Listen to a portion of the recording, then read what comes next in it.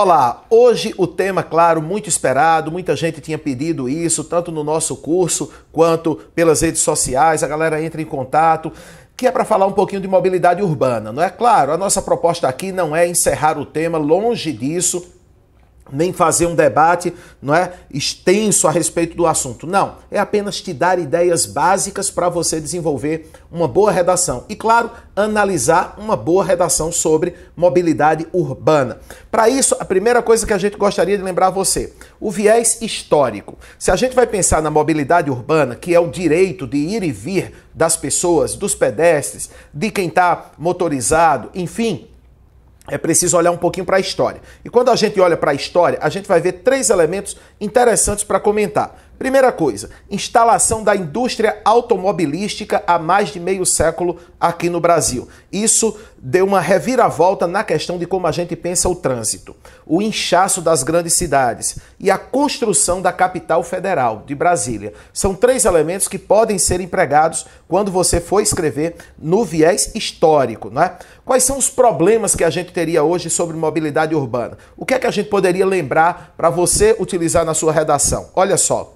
Você pode falar dos trens e metrôs superlotados. Você pode falar de uma frota antiga, né, e insuficiente de trens e de metrôs. No Rio, por exemplo, os pouco mais de 300 BRTs são insuficientes para 400 mil passageiros diários.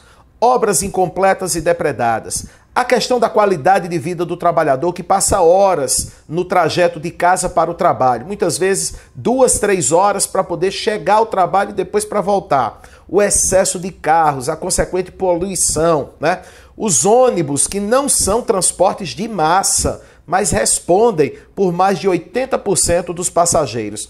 Todas essas são questões que podem ser utilizadas no seu texto. Aí você vai dizer, mas não dá para colocar isso tudo. Claro que não dá para colocar tudo. Você vai precisar fazer, obviamente, uma seleção daqueles argumentos que você sabe utilizar mais. Para isso, eu vou te mostrar um texto sobre mobilidade urbana e a gente vai comentando um pouquinho mais sobre esse assunto e o que está exposto no texto, beleza? Então acompanha comigo aí uma redação enxutinha sobre mobilidade urbana. O direito de locomover-se está no artigo 13 de um dos mais importantes documentos do século XX, a Declaração Universal dos Direitos do Homem. No Brasil, contudo, esse direito é exercido sob muito desrespeito. Estradas e calçadas em péssimas condições, frotas de veículos ultrapassadas e trens e metrôs superlotados tornam o dia a dia de milhões de brasileiros um suplício sem fim. Observe, a tese está aí, o direito de ir e vir, o direito de locomover-se, que está preconizado na Declaração Universal dos Direitos do Homem, não é exercido no Brasil de forma respeitosa, né? E aí aparecem alguns exemplos já. Então, outra coisa interessante dessa introdução, fazer referência a um artigo específico da Declaração Universal dos Direitos do Homem, né? Você sabe que, principalmente no Enem, não se pode desrespeitar a Declaração Universal, os direitos humanos. E aí, claro, você apresentar um conhecimento sobre esse importante documento, inclusive especificando o artigo que trata do direito de ir e vir, certamente já daria uma visão muito interessante para o corretor do seu texto logo na introdução. Vamos continuar dando uma olhadinha? Olha comigo. Os maiores problemas de mobilidade urbana no país são fruto, basicamente, de dois processos. A chegada da indústria automobilística no país, há pouco mais de meio século, e o inchaço dos grandes centros urbanos. Com ruas estreitas, número reduzido de ônibus e muitos carros, o Brasil parou. A falta de investimento em transportes de massas, como trens e metrôs, fez o país depender quase que exclusivamente dos automóveis e ônibus. O resultado está nas ruas, engarrafamentos quilométricos, motoristas estressados, poluição. Acompanha comigo pelas cores. Você está vendo aí na tela com cores diferentes. Por quê? A primeira parte de vermelho é a ideia deste parágrafo, né? Este parágrafo fala sobre a questão da chegada da indústria automobilística e o inchaço dos grandes centros urbanos. Depois, a parte de azul tem a ver com os exemplos. Exemplificar essa questão da indústria automobilística, o inchaço dos grandes centros urbanos. E a parte de verde, a consequência do que aconteceu. Vamos para o próximo parágrafo. Mas engana-se quem acha que apenas os trabalhadores que precisam do transporte público sofrem. Nas calçadas, pedestres precisam se equilibrar para não cair. Ciclistas têm pouquíssimas ciclofaixas à disposição.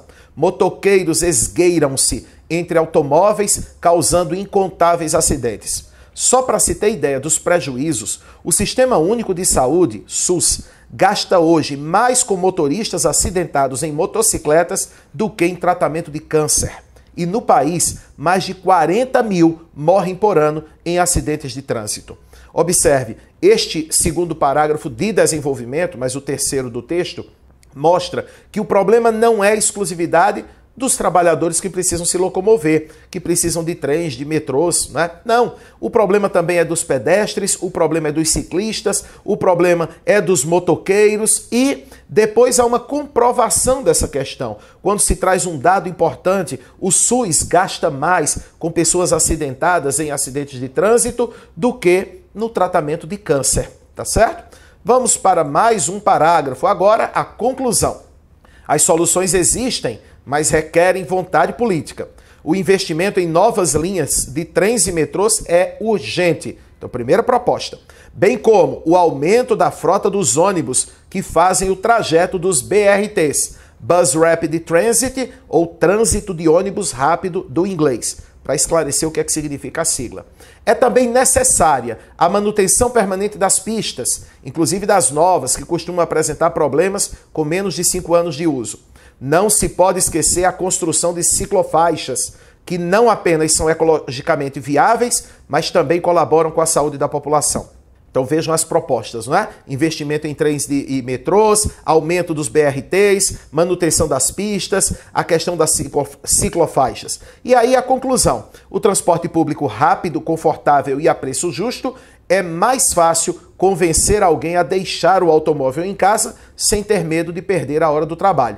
Ganha a cidade e ganham os pedestres e motoristas. Então veja, é uma redação enxutinha que apresenta os principais problemas do país, não olhando apenas para a questão dos carros, da quantidade de automóveis, mas também para a condição do pedestre, para a condição do ciclista. É uma forma de pensar a cidade. Hoje, a maior parte da população brasileira, aproximadamente 90% da população, vive nos grandes centros urbanos, nas cidades. Então, é preciso pensar a mobilidade urbana como um dos mais importantes assuntos relacionados à qualidade de vida das cidades. Bom, a gente aguarda você no próximo vídeo. E aí, olha só, teve alguma dúvida sobre o nosso curso e as isoladas que a gente oferece? Acesse o nosso site, professormenelau.com. Você vai ter todas as informações lá. E claro, inscreva-se aqui no nosso canal, recomende para os seus amigos, assista novamente às aulas e procure sempre estar por dentro dos assuntos da atualidade. A gente te leva à universidade. Grande abraço!